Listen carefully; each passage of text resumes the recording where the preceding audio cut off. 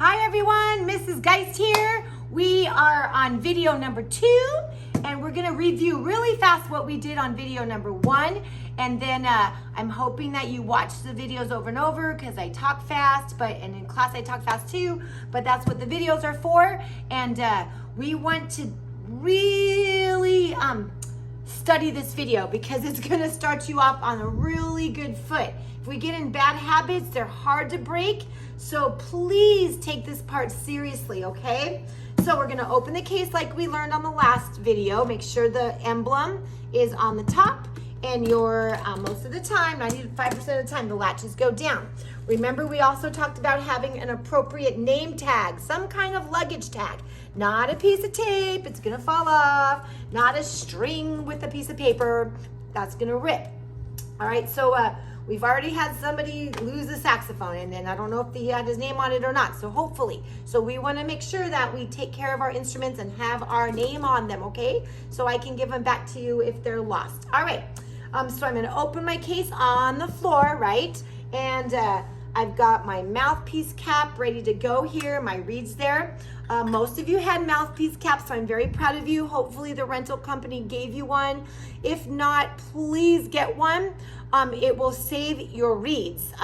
By the time mouthpiece caps are like $2. So that's the cost of a reed. So it'd be nicer just to have a cap so you save your reed and not have to buy a new one all the time. So mouthpiece cap, make sure you have one and you use it. The other day I saw some kids just throw their reed right in there without a cap. Well, that's gonna break and chip and crack the reed and you can't play, all right? So we talked about having enough reeds in your case. You should have a couple reeds, like 4 in your case. We talked about maybe having a whole box because that's cheaper. If you buy the whole box, you'll save some money. All right, so we got our mouthpiece cap. I took it off. We have our ligature. I'm taking my ligature off. Most of you, it fit pretty well. A couple of kids, they gave you the wrong ligature, so you're gonna have to make sure that you find one that fits. Just head to the music store or buy them on Amazon, all right? Just called an alto sax ligature. So I'm taking my reed off. I'm wetting it. Taking my ligature off. And then I put my reed back on. Remember from the last video, you set it on there straight, not too low, not too high. We want it right in the middle. Then I take my ligature. This is where a bunch of us got confused in class this week. We take the ligature and we make sure it's unscrewed. Okay, not all the way or the screws will fall off, but loose enough where you can push it down and it goes underneath that line. Most people have a line on their mouthpiece. If not, no big deal. Just make sure it's low enough on the mouthpiece. Then you tighten that baby down, right? Tighten it down, ready to go. Now you're gonna set this gently on the floor because I'm gonna show you next. We talked about it in class this week.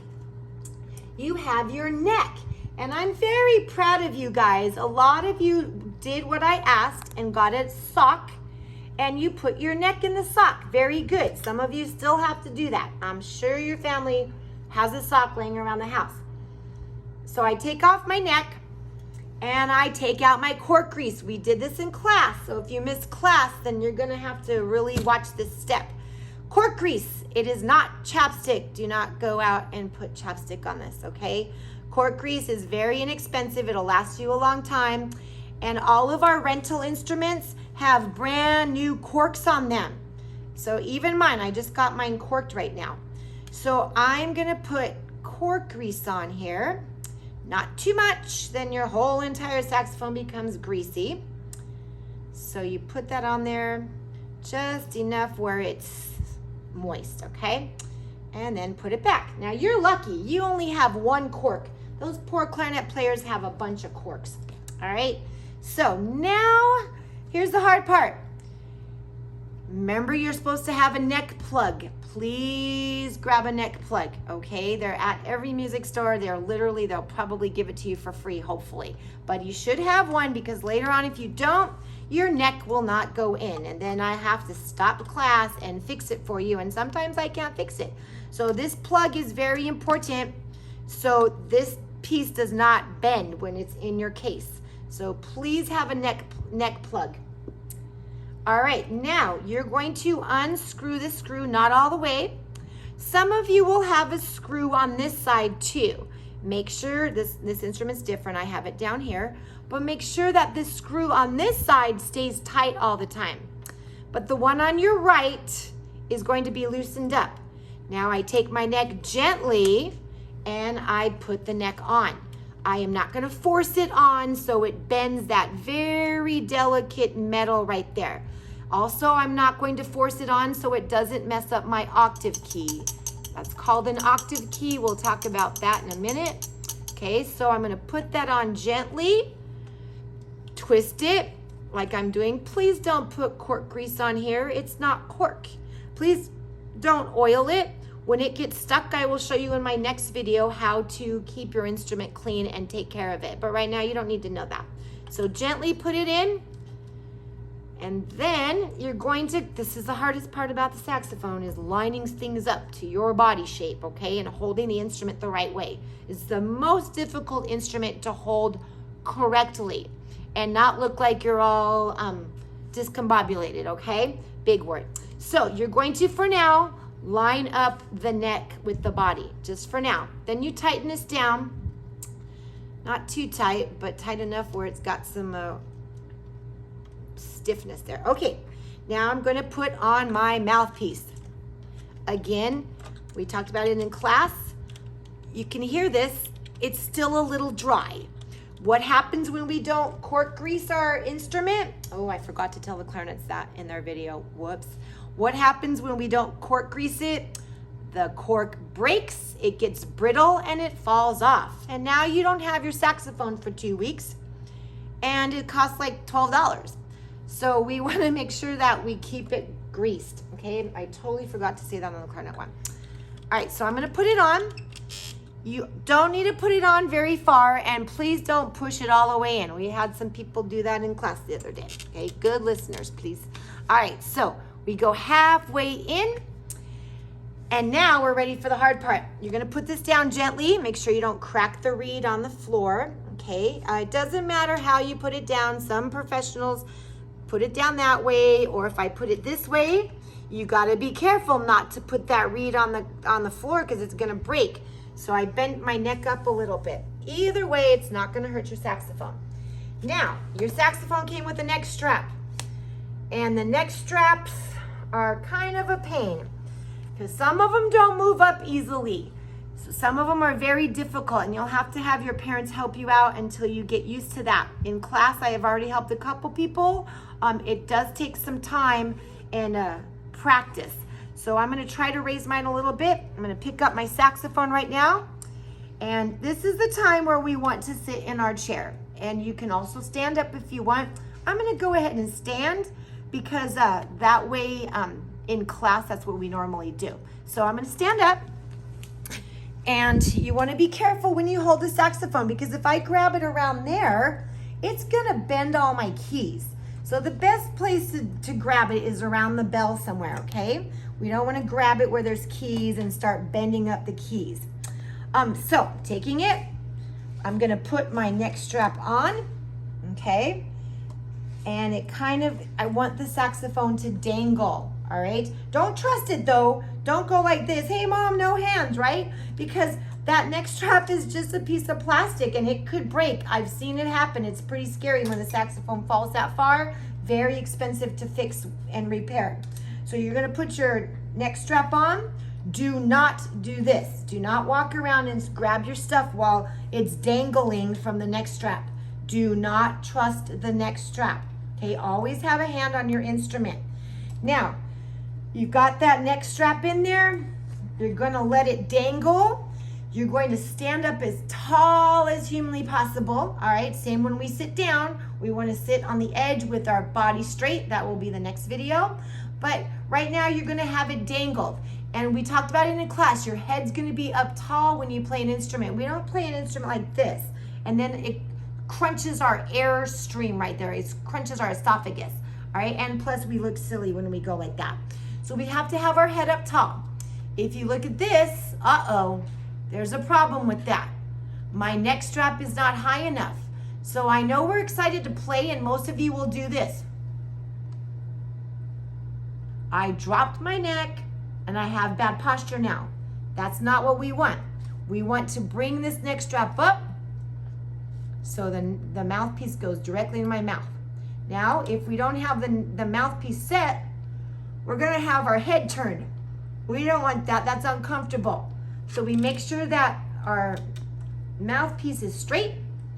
It goes right into our mouth, okay? And again, the saxophone's dangled on the side. Our thumb goes right here under the thumb rest, very important. Our other thumb goes right up here. Some of you have a pearl, some of you have a black plastic piece there. I don't have one, that's okay. Your thumb goes right there. So 2 thumbs, then you've got your balance points. Then your other balance point is your hip, because it dangles down there. There's even a hip guard right there. So you guys have a lot of balance points. Now again, I'm sitting up tall, and I'm bringing the saxophone up to me. Now don't start pushing some notes here, all right? You'll have some funny sounds. So what you can do to start out with is hold it by the neck.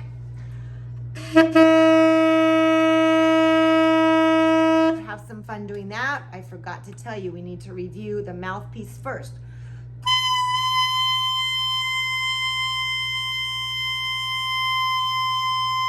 You should try and see if you can match my sound.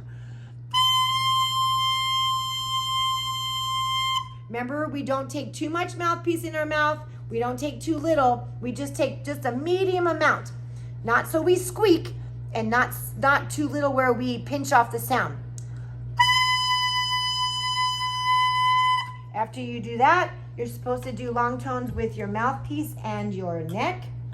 Thank you, son. My son is videotaping for me. He's very patient right now. So now we're going to take your neck and your mouthpiece, only halfway in, remember, and mine still needs cork grease. I cork greased it twice already and it's still dry. That means yours is too, okay? And again, I shouldn't be trusting my saxophone neck strap right now. I'm holding it.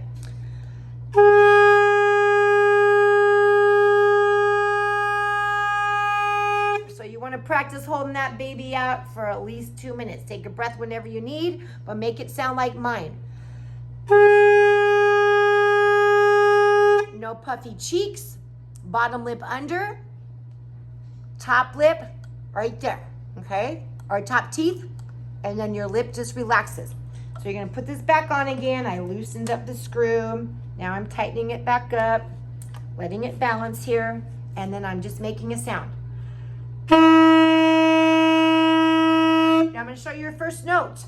Your first note is you're gonna put your thumb down here, and then you're gonna put your finger on one key down. Some of you will have a pearl, some of you will have like a little fork key, like that silver, but you want to put it on that one right there. Your book will have it in there. Your book will say exactly what notes you should play, okay?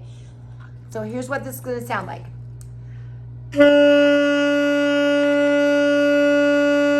if you saw, I twisted my mouthpiece so my head is straight.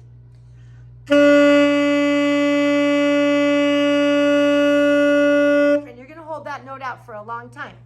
Now, there's another thing I forgot to show you. If my neck is turned a different way, you're gonna have a crooked body, okay? So again, the saxophone contorts in a lot of different ways.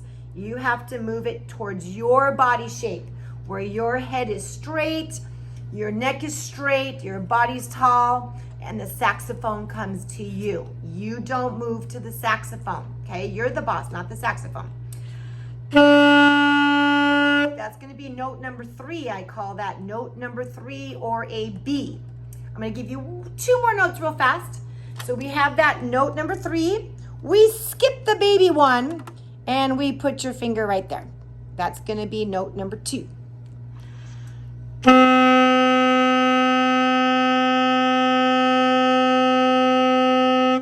Those down.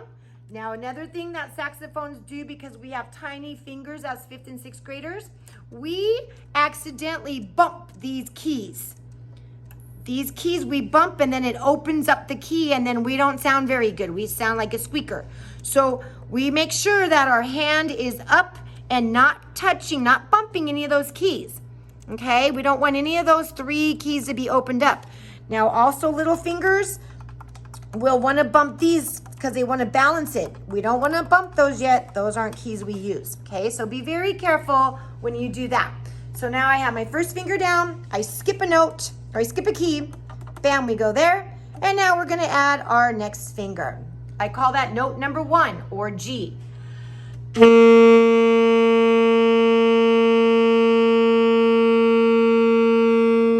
you're gonna start on note number 3, which is just your first finger, B.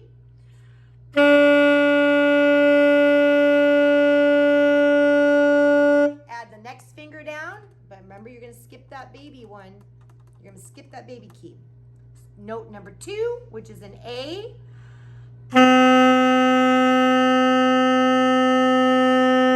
Now note number 1 is a G. You're gonna put all 3 down. I call this 1, 2, 3.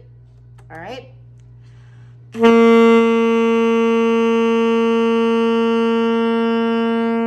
right. So if you practice all that stuff, that is a lot to do. If you can master all that in a week, I'll be very, very proud of you, okay? Remember not to bump these sides. Remember to lift the neck strap up to your height and have fun, all right? I'll see you soon.